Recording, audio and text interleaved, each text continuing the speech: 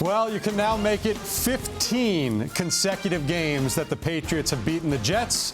The streak continues as the Patriots win today at MetLife Stadium by the final score of 15-10. The Jets dropped to 1-2. The Patriots improved to 1-2 on the season. Welcome to Jets Postgame Live, presented by Audi, alongside Bart Scott, Willie Colon, Connor Rogers. I'm Steve Gelbs. And, you know, it's amazing, guys, when you think about it, that this was even a 5-point game. I mean, the Jets somehow, some way, had multiple opportunities at the end of the game to win that game. They ultimately did not. And I think that there are, a number of things that we can criticize and talk about. We can certainly talk about the play calling. We can certainly talk about some of the personnel decisions, which we spoke about on pregame today, that were not fixed during the game. But at the end of the day, I think it's clear that once again, this team was held back by its quarterback play. And this is the same type of thing that we saw last year in the two games against the Patriots. Two very winnable games that at the end of the day, the Jets did not win, in large part because their quarterback seemed incapable of doing the job. I know everybody wants me to all out. I'm not going to do it. All right, man. Listen, Willie, you start. Yeah, I'm gonna start. It's time to send help. Bottom line, man. Listen, it's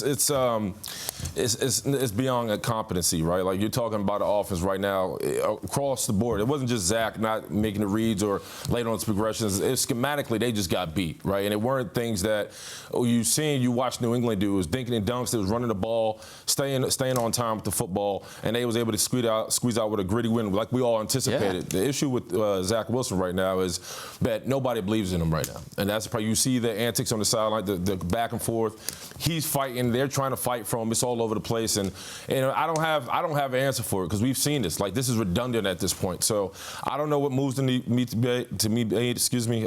calls need to happen. But that's a tough loss, man. It's a tough, ugly loss. I think there's a couple things. One, the Jets keep putting on the same movie and expecting a different ending. And it's how many times how many times? We literally looked at each other, you and I, when they got the ball back, not the last possession, the actual real possession with time. Yeah. And we're like, how many times are you going to get these golden opportunities to make a statement to your team? Just so, in case you're wondering which one he's referring to, 2 timeouts left, 1:43 to go, down by 5, starting field position at their own 45-yard line.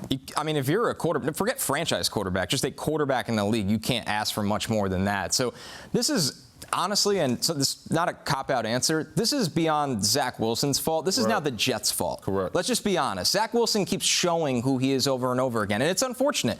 Number 2 overall pick, ton of promise out of BYU. I get it. But now it's on the Jets to look for a different solution here, because the defense overall got it done. They can't run the ball because teams sell out against the run. Right? I actually thought, and maybe the tape will tell a different story, I didn't think the pass pro was that bad today. There wasn't plays where I'm like, man, he doesn't have a chance. Right? It just didn't feel like that. It just didn't feel like that. It's just missing throws, not being confident, not keeping your eyes up when the rush is coming at you, not hitting your checkdowns on time. And at some point, it's on the employer. It is, right? It's simple. It's just not getting done. How many times do they have to see it? That's where I am at today. Yeah, no, I couldn't agree with you more. And